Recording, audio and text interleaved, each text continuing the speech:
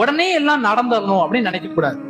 அல்லாஹினுடைய உதவி என்னைக்குமே நம்ம சோதனையிலையும் கஷ்டங்களையும் பிரச்சனைகள்லையும் இருக்கும் பொழுது உதவி ஆரம்பத்துல உடனே கிடைச்சிடாது. நம்ம ஒரு கஷ்டத்துல இருக்கிறோம், ஒரு சோதனையில இருக்கிறோம்னா நம்ம உடனே அல்லாஹ் நமக்கு உதவி செஞ்சிட மாட்டான். நபிமார்களுக்கு அப்படி அல்லாஹ் உதவி செய்யல.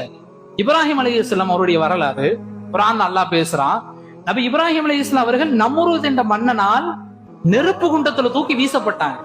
அல்லாஹ் நினைச்சா நெருப்பு குண்டத்தில் போடுவதற்கு முன்னாடியே இப்ராஹிம் அலைஹிஸ்ஸலாம் அவர்களை காப்பாற்றி இருக்கலாம். ஆனா இப்ராஹிம் அலைஹிஸ்ஸலாம் அவங்க நெருப்புல விழுந்துட்டாங்க. நெருப்புல விழுந்ததுக்கு பிறகுதான் அந்த நெருப்பை அல்லாஹ் குளிர்ச்சியாக மாற்றி இப்ராஹிம் அலைஹிஸ்ஸலாம் அவர்களை காப்பாற்றினார். உங்கள் கஷ்டங்கள், சிரமங்கள், நெருக்கடிகள் எல்லாம் அல்லாஹ் நமக்கு ஒரு சோதனையாக கொடுப்பான்.